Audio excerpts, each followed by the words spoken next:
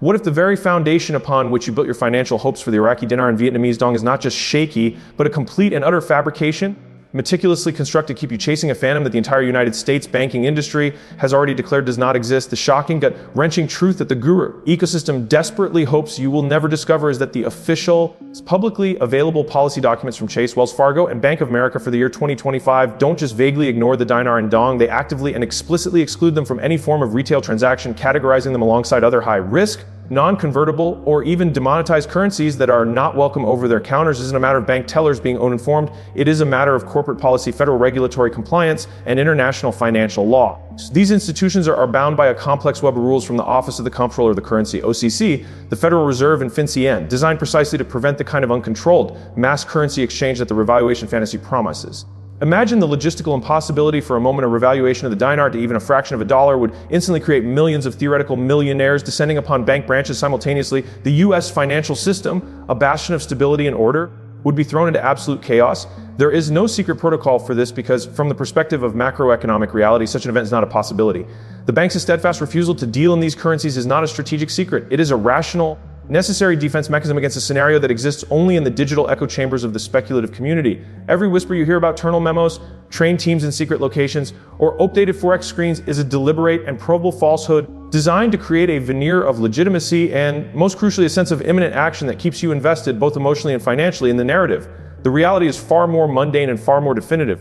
The back-end systems of these banks are indeed constantly updated, but for the facilitation of multi-million-dollar corporate wire transfers and interbank trading at the current official rate, the same low rate published by the Central Bank of Iraq and the State Bank of Vietnam, this wholesale banking activity has a zero connection to the retail redemption dream. It is the equivalent of a commercial bakery buying flour by the ton. It doesn't mean your local grocery store is now selling individual bags of that flour to the public. The two functions are entirely separate, and the former in no way implies the readiness for the latter. The silence from the banking giants is not a conspiratorial quiet before the storm. It is the silence of a non-issue. They are not preparing because their economic analysts, their risk assessment officers, and their legal departments have all concluded, based on direct engagement with international counterparts and real-time economic data, that no revaluation is forthcoming. The hope you feel is being monetized by those selling you the currency and the intel about it, creating a perpetual motion machine of income for them, funded by your desperation for a sign, any sign that your patience will be rewarded. But the single most authoritative sign you will ever receive is the one staring you in the face in the form of a blank space where the dinar and dong should be on every single US bank's official foreign exchange list. That empty space is the loudest and most important statement they will ever make. Ignoring this concrete evidence in favor of ambiguous, unverifiable rumors from unqualified sources is the greatest risk any currency holder can take. It is a choice to believe in a fantasy that the very institutions you depend on to make it real have already and repeatedly declared a fantasy. This is the brutal, unshakable truth of 2025, a truth that liberates you from the cycle and empowers you to see the entire situation for what it truly is, not what you desperately wish it could be. So if the public facade is an impregnable wall of no, what is the terrifying hidden mechanism that the banking insiders are so desperately trying to conceal? The one piece of evidence that proves everything you've been told is a lie. It is not a secret system or a hidden vault. It is the cold, hard, and brutally logical reality of how a national currency actually gains value on the global stage, a process that has absolutely nothing to do with online hope and everything to do with geopolitical grit, economic reform, and institutional stability. A recipe that both Iraq and Vietnam are still struggling to master a decade after the revaluation rumors first began. The devastating truth that shatters the entire foundation of the guru narrative is that a currency's value is not determined by the wishes of its holders or the predictions of online prophets. It is forged in the fires of tangible economic progress and unshakable global confidence, two arenas where both the dinar and dong are still fighting an uphill battle of monumental proportions. Let's take Iraq, a nation sitting on an ocean of oil, which should, in theory, grant its currency immense strength. But the dinar's value is held hostage by a persistent and corrosive specter of political instability. The government in Baghdad still struggles with forming cohesive, long-term economic policies. Corruption remains a systemic issue that scares away the very foreign investment needed to build a diverse economy beyond crude oil exports. Furthermore, the Central Bank of Iraq is still engaged in a daily, active monetary policy to manage the dinar's value, deliberately keeping it low to ensure the national budget, which is almost entirely dependent on oil revenues denominated in US dollars, can function. A sudden massive revaluation would be an act of economic self-sabotage for Iraq, blowing a hole in its own budget and making its non-oil exports prohibitively expensive overnight. This is not a secret, it is basic macroeconomics, and it is the primary reason why the Central Bank of Iraq itself has repeatedly and publicly denied any plans for a revaluation, explicitly stating that such rumors are false and harmful.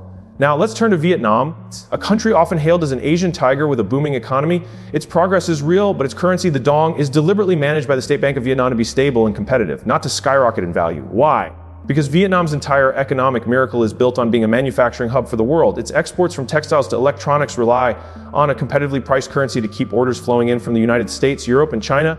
If the dong were to revalue even to a single penny, it would instantly wipe out Vietnam's competitive advantage, causing massive factory closures, soaring unemployment, and an economic crisis that would set the nation back decades. The Vietnamese government's primary goal is control gradual stability, not a volcanic financial event that would destroy its own economic engine. This is the colossal inconvenient truth that the online community willfully ignores. The governments of Iraq and Vietnam have no rational incentive to revalue their currencies in the dramatic fashion promised. The fantasy requires you to believe that these sovereign nations are secretly plotting to orchestrate their own economic collapse for the benefit of foreign currency speculators, a notion that is not just naive, but profoundly arrogant. The real path to a stronger dinar and dong is a slow, grueling, and unglamorous marathon of institutional reform, anti-corruption measures, economic diversification, and building global trust, a process measured in decades, not days. Every piece of genuine, positive economic news from these countries, a new trade deal, a slight increase in foreign reserves, a successful bond issuance is immediately twisted by the rumor mill into proof of the imminent RV. But these are simply the normal, slow-motion steps of national development, not the prelude to a monetary Big Bang. The banks know this. The International Monetary Fund knows this. Every credible financial analyst on the planet knows this. The only people who refuse to accept it are those who have too much money and too much of their identity invested in the dream. The silence from the US banks is not a conspiracy. It is a reflection of this stark global economic reality. They're not waiting for a signal. They are simply observing the same slow, difficult, and often frustrating journey of two developing nations, a journey that offers no shortcuts to the kind of wealth that has been so recklessly promised. To believe otherwise is to believe in a financial fairy tale that violates the most fundamental principles of how the global economy operates, a fairy tale that the gatekeepers of that very economy have no intention of ever making real. Now, here is the ultimate, soul-crushing question that every single dinar and dong holder must finally confront in the stark, unforgiving light of 2025. What if you have been the willing architect of your own financial prison? Not through a lack of intelligence, but through a deliberate, systematic addiction to hope, an addiction so potent that you have chosen to ignore the deafening screams of reality in favor of the comforting whispers of a lie. This is the final and most difficult stage of this journey, moving from understanding what the banks and the global economy are saying to performing a ruthless autopsy on your own psychology and asking the terrifying question of what you do now that the dream is objectively dead. The entire revaluation ecosystem is not built on financial analysis. It is a masterfully engineered psychological operation, a digital cult that operates on a predictable and vicious cycle designed to trap you in a state of perpetual anticipation. It begins with the guru, the charismatic figure who presents himself as a brave rebel fighting against a shadowy cabal that is suppressing the truth. He creates a sense of belonging.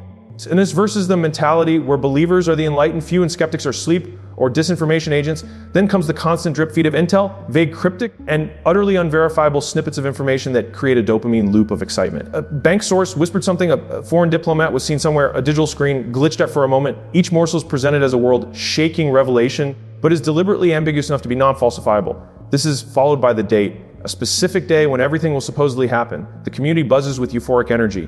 You check your phone constantly, your heart racing with every notification. But then the date passes, as it always does, with nothing but silence. This is the critical moment. Instead of allowing you to grieve and question, the guru immediately activates the final, most insidious phase, the narrative reset. The failure was not his fault.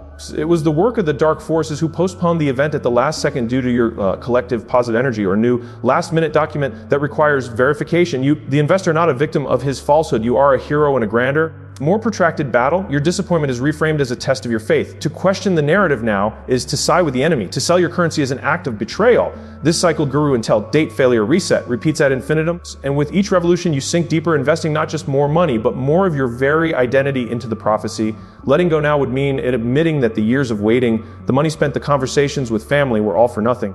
This psychological sunk cost fallacy is the prison's strongest bar. The path to liberation, therefore, is not just intellectual, it is emotional and deeply personal. It requires the courage to admit that you were wrong, not that you were failed. It demands that you redefine what it means to be smart with your money. True financial intelligence isn't about finding a secret loophole to untold wealth. It is about having the humility to accept verified facts over seductive fiction and the discipline to build wealth through proven, if slower, methods. So, what is your move in 2025 is not to find a new guru or wait for a new date. It is to break the cycle. It is to sell your dinar and dong on the secondary market, even at a loss, and to reclaim that capital, however diminished, and put it into a legitimate, income-producing asset, a retirement index fund, a piece of a small business, an education that advances your career. That loss is not a failure. It is the price of your freedom, the most valuable investment you will ever make in your future. It is to unsubscribe from every channel, leave every forum, and mute every voice that ever sold you this fantasy.